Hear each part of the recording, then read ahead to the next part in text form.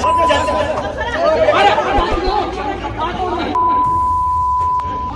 Report हमने प्राप्त कर ली है फरीदाबाद से, तो उसमें प्रतिबंधित मांस नहीं है और रिपोर्ट हम चालान के साथ जल्दी सबमिट कर देंगे कोर्ट में।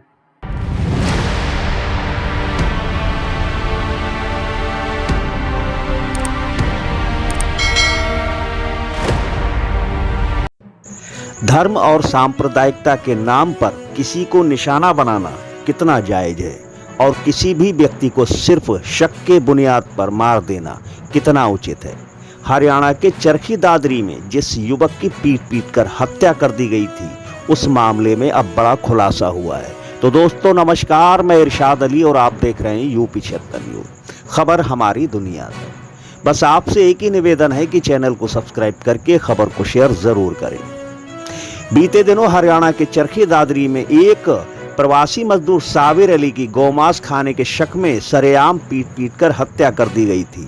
उसी मामले में अब बड़ा फैसला आया कि जिस मांस को लेकर उस मजदूर को मार दिया गया था वह तो गौमांस है ही नहीं। और लैब रिपोर्ट आने के बाद मानो हड़कंप सा मच गया है। तो पहले आपको घटना के बारे में बता दें कि दरअसल हरियाणा के चरखी दादरी में बीते 27 अगस्त को गौमांस खाने के शक में गौरक्षकों यानी उन गुंडों ने साबिर अली को पीट कर मौत के घाट उतार दिया था।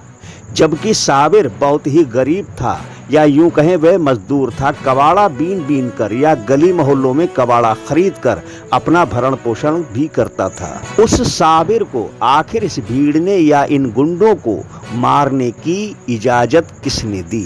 बताते चलें कि जिस मांस के शक में साबिर की हत्या कर दी गई थी, वो मांस टेस्टिंग में गौमांस पाया ही नहीं गया।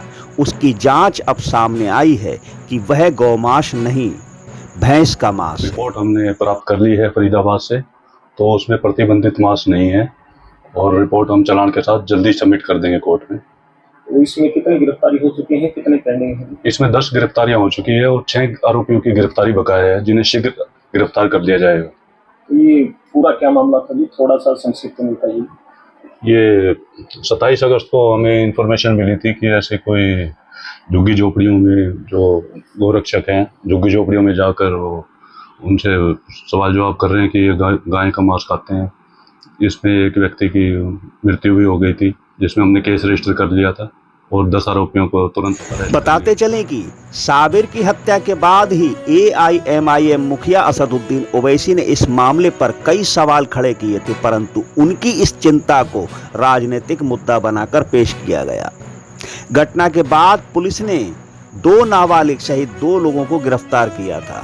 उस समय रिपोर्ट में कहा गया था कि 27 अगस्त को साबिर के पास कुछ युवक आए और कबाड़ा बेचने की बात कही। इन गुंडों ने साबिर और एक अन्य युवक को असरुद्दीन के बाघा बस स्टैंड बुलाया। वहां पर इन गुंडों ने साबिर के साथ मारपीट की, फिर उठाकर दूसरी जगह ले गए और हत्या कर दी। उसका शव हंसाबास खुर्द के समीप बरामद हुआ था। मामले के तूल पकड़ने पर पुलिस ने हत्यारोपियों को काबू किया था। पुलिस टीम प्रवासी मजदूरों की झोपड़ियों में पहुंची और बर्तनों में मौजूद मांस के नमूने को तत्कालीन थाना प्रभारी जयवीर सिंह की मौजूदगी में जांच हेतु फरीदाबाद लैब भेजा गया। नमूने की रिपोर्ट अब पुलिस के सामने आई है, जिसमें ये बताया गया है कि ये गौमांस नहीं है। फिलहाल इस मामले में अब तक 10 आरोपियों की गिरफ्तारी हो चुकी है।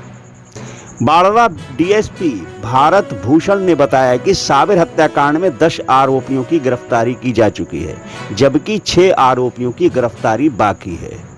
उन्होंने ये भी बताया कि जल्द ही मामले को लेकर कोर्ट में चालान पेश किया जाएगा।